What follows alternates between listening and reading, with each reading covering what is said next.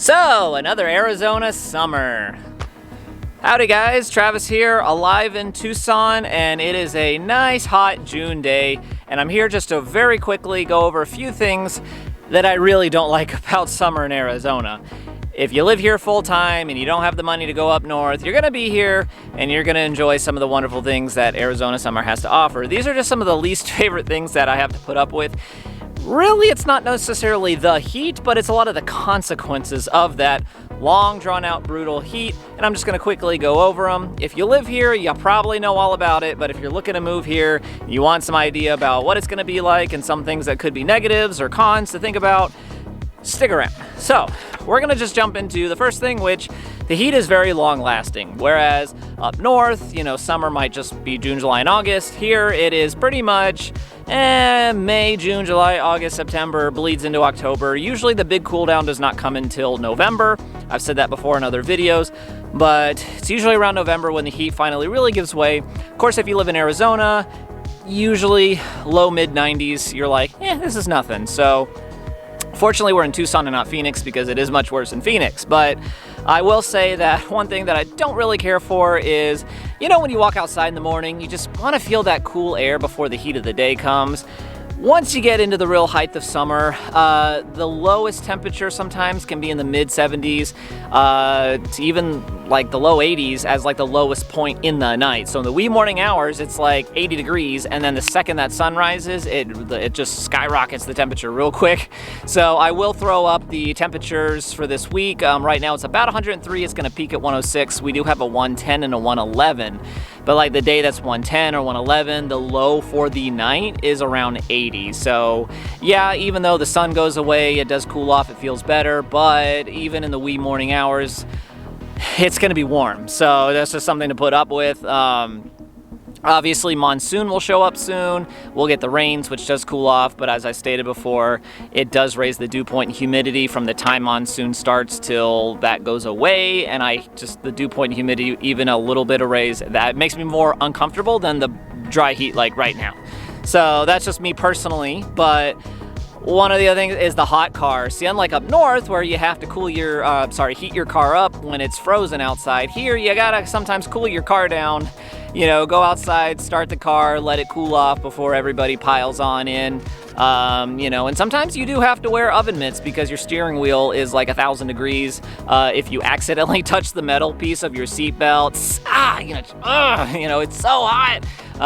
You can get burned very easily if you're not careful. So the whole thing about like wearing oven mitts when you get in your car, it is a thing. And you just kind of got to do it unless you want to burn your hands. And the hot pavement. So pavement gets extremely hot, and my kid, sometimes he can trip, and it's like, you really got to be careful because if you get your knees or your hands on that pavement, the blacktop, it will burn. I've even seen things melt to the pavement. When I was doing some training in Phoenix years ago, it was summer, and one of our co-workers had flown in, had a cheapo suitcase, was rolling it along the sidewalk, and the wheels melted.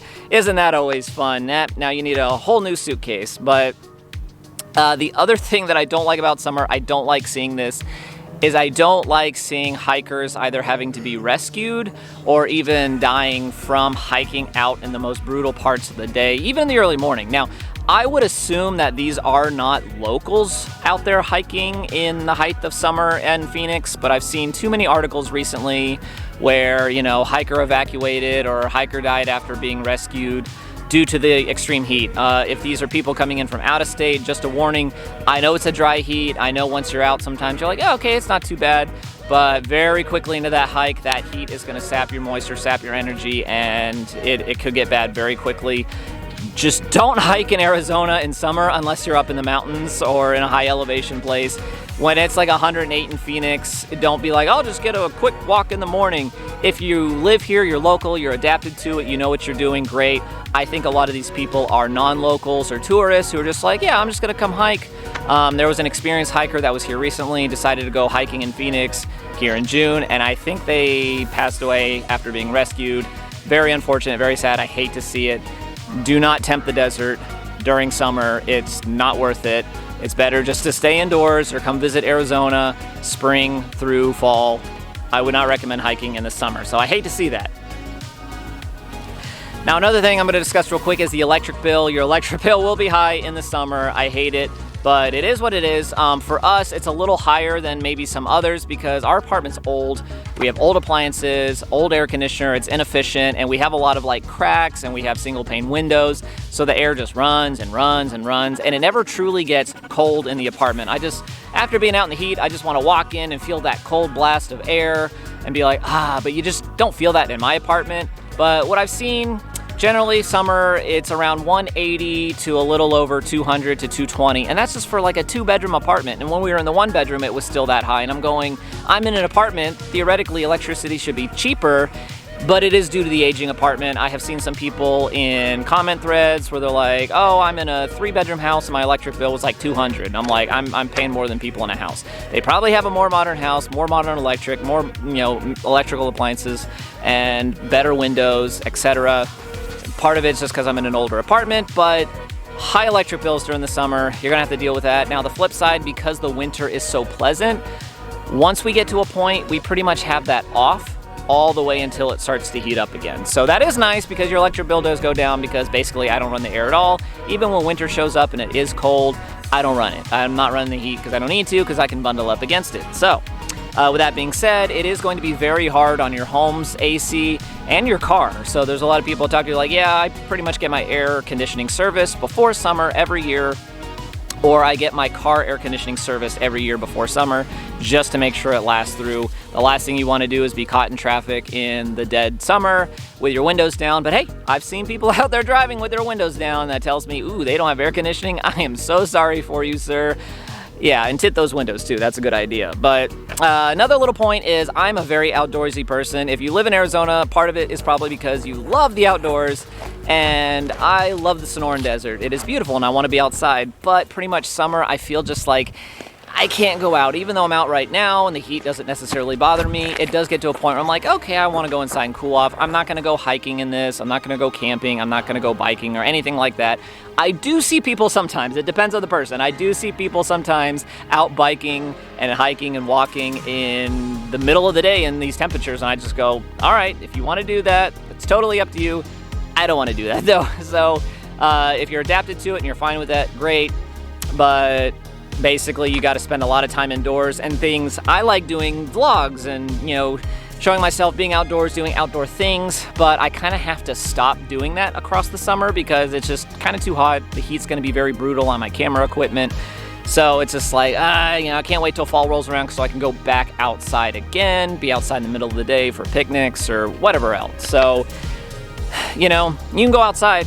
It's just if you're adapted to the heat and you're fine with it, great. But like I said, with people like just, I'm gonna go outside and hike, and then they're, having to be rescued and using those resources, it's like, just don't try it unless you really know what you're doing. But basically, it's just grinding out summer till the pleasant temperatures come back. There's plenty of indoor things to do. So, go to the mall, go to a museum, go, to restaurants and stuff.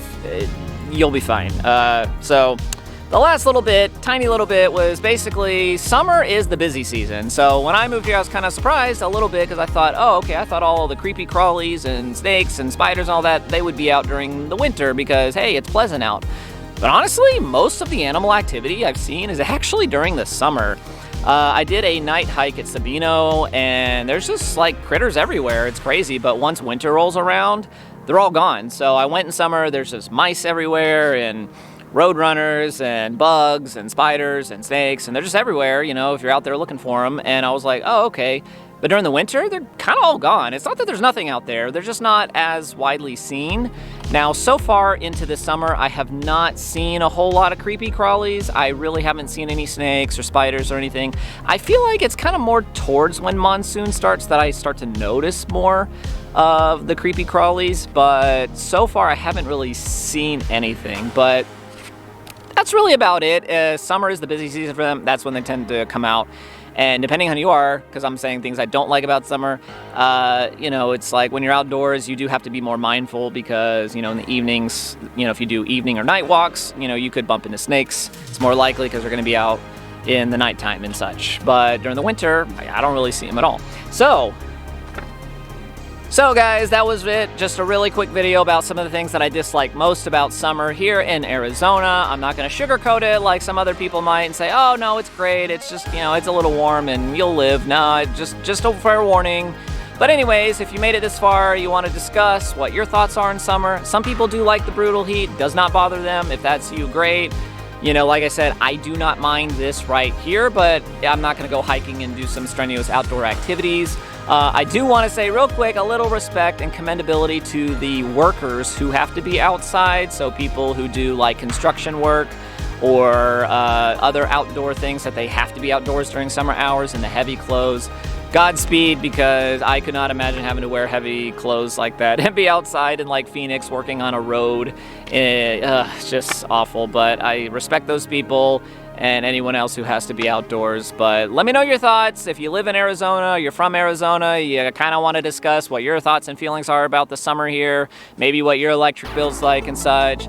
But if you're like not from here and you're wanting to move here, you know, what are you most concerned about when it comes to living here during the summer?